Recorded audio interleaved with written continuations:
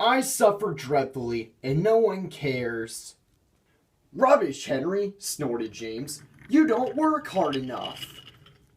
Henry was bigger than James, but smaller than Gordon. Sometimes he could pull trains. Sometimes he had no strength at all.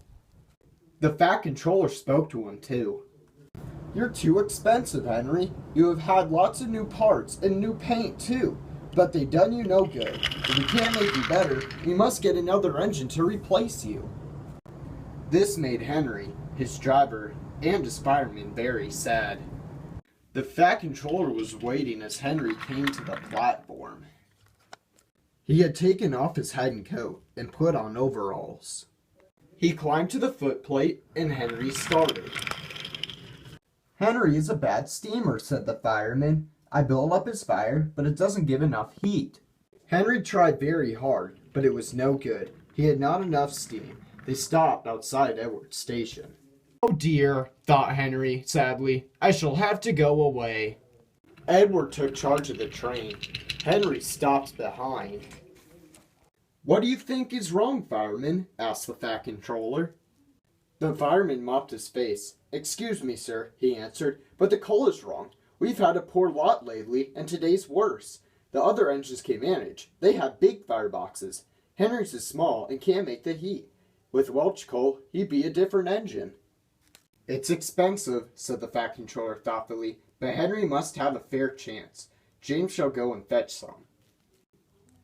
When the Welsh coal came, Henry's driver and fireman were excited. Now we'll show him, Henry, old fellow. They carefully oiled all his joints and polished his brass till it shone like gold. His fire had already been lit, so the fireman made it carefully. He put large lumps of coal like a wall around the outside. Then he covered the glowing middle part with smaller lumps. You're spoiling my fire, complained Henry. Wait and see, said the fireman. We'll have a roaring fire just when we want it.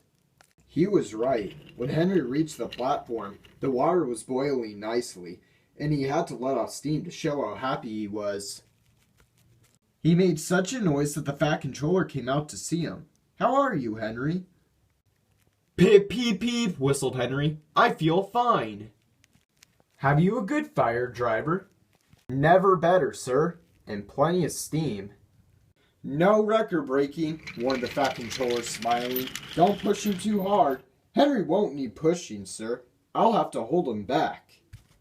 Henry had a lovely day. He never felt so well in his life. He wanted to go fast, but his driver wouldn't let him. They arrived early at the junction. Where you been, lazy bones? Asked Henry when Thomas puffed in. I can't wait for dawdling tank engines like you. Goodbye. Whoosh, said Thomas to Annie and Clarabelle as Henry disappeared. Have you ever seen anything like it? Both Annie and Clarabelle agreed that they never had.